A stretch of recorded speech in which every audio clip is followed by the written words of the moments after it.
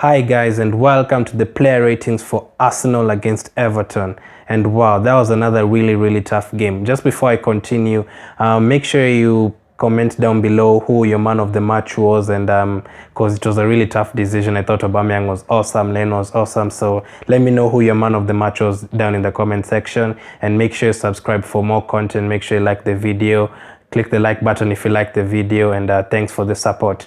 Now to the game. That was a really tough game. I have to give it up to the players because the last two games have been really tough and we've shown some character and spirit. Finally, Arsenal players fighting for the badge, fighting for the name in the back of the shirt, So really happy that result. It definitely looked like Everton are going to score that goal if we were given another extra 10 minutes. So I'm really happy that we kept it. Did we really even keep it solid in the last couple of minutes? I'm just happy that we managed to get 3 goals and they got only 2. So that was a good result. The starting lineup, I was quite surprised Nketiah started ahead of Lacazette because I thought Lacazette, his punishment was last week. So he scored when he came on and scored in midweek. So I thought he would start this one again. I was surprised with that. The defense, a bit surprised Kolasinac came in for Saka, but definitely he needed a rest. Unfortunate for him to get injured early on, but Saka coming on helped us get that goal. And I think those were the only 2 decisions that I thought. And maybe Torreira for Ceballos. I thought Torreira would come in for Ceballos because I know Everton's midfield is quite good and they have really quick players. So I thought maybe we'd get 2 defensive midfielders to be there. But anyway, it all worked and we got the victory. Now to the player ratings. First up, Leno. Another really good performance from Leno. Yes, he made a kind of a blunder in the first half for their second goal. Should have caught that ball. Obviously, the defense fell asleep. But he also should have saved that ball. So that was a kind of a negative from the game. But after that, he completely saved us because Calvert Lewin was a definite goal. Richarlison from the left, he should have scored from that.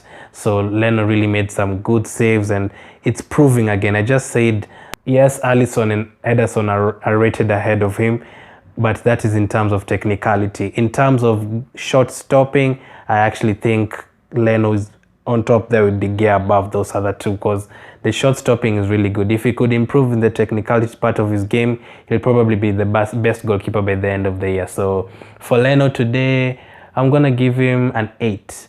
Left back, Kolasinac, standard 5 because he didn't have quite long to play. Saka, I'm going to give Saka a 7. Obviously today we conceded, but none was his fault. I was quite surprised he was marking Yeremina, the best defender, at heading the ball for them. There's a last 10 minutes between the 70th and 80th minute, Saka completely fell asleep and lost the ball 3 times, and you should have conceded at least 2 goals from those mistakes. So mistakes are obviously gonna happen. The first few mistakes he's made, so that downgraded his rating from an 8 to a 7. Needs to work on that. I'm pretty sure if you get tired, you do such stuff, but I'm not going to judge him. But for today, I'm going to give him a 7. That assist was perfect. So 10 assists for the season is a really good player, and we have something there. Sign the thing. Yeah. Mustafi today, I'm gonna give Mustafi a 6.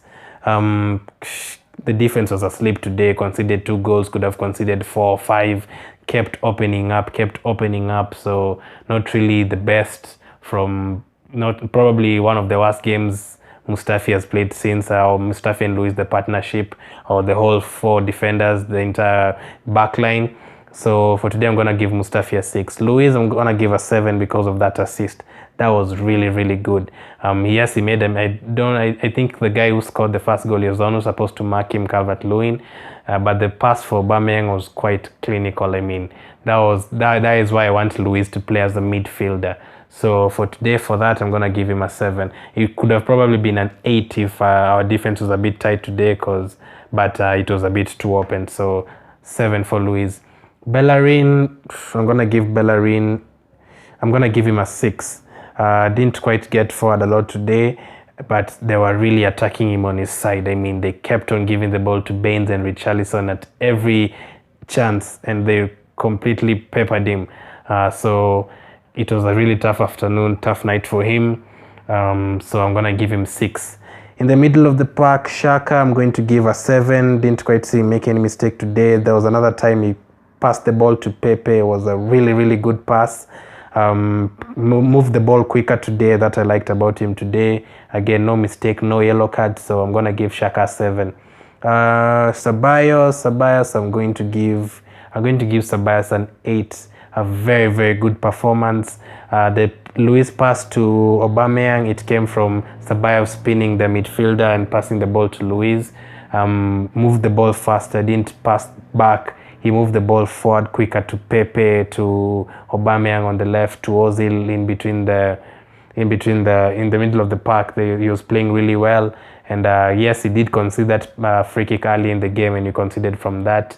But for today, I'm going to give him an 8, probably his best game since the Burnley game early in the season. 8 for Ceballos.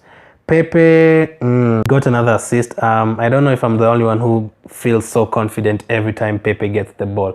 I always feel like something is going to happen. A chance is going to be created. And for that assist, he got back. He got back well. These days, Pepe and Aubameyang actually come back to defend. So I'm going to give Pepe a 7 for today. Ozil... got the ball, was running here and there. I think he's the one who won the ball for Pepe to cross the ball to Aubameyang. I'm not quite sure. But for today, Ozil, he worked hard again, but no end product again from him. But I'm going to give him a 7. For who else played? Aubameyang, I'm going to give a 9. That was a man of the match performance. Got the goals at crucial times. That finish, like Henry, that finishing the first half, and he could have passed the ball to Nketiah, but he said, I'm going to finish this. And that is 49 goals in just over 70 games for Arsenal. I just had someone say right now, Richard, in another podcast, by the way, check out his channel, Arsenal TV.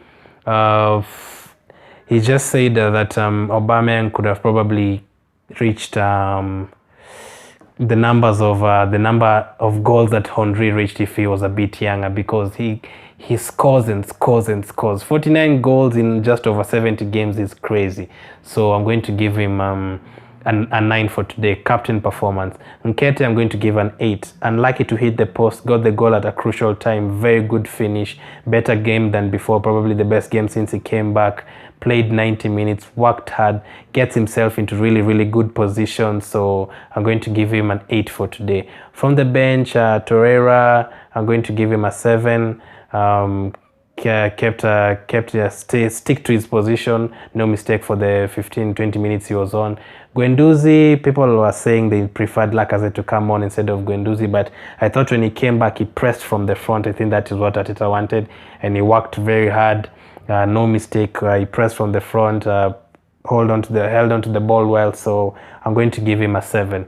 Arteta, I'm going to give him an 8. Today, I thought he waited too long to make the substitutions, but the confidence he has in the likes of Nketiah and just changing the squads here and there, resting Saka, starting Ozil, taking him off at the right time. Confidence in Leno, confidence in all the players, the energy, the spirit is brought to the team. The really, really good halftime team talks from what I've seen, because we always improve in the second half. So for Arteta today, I'm going to give him an 8. The referee was awful again. The linesman was okay. There was a time Guendouzi was completely fouled and the referee said play on, and the linesman gave the free kick. So the referee, as usual, awful. So today, really, really good victory again. Good build-up. That is 2 victories in a row in the Premier League, unbeaten for the whole year.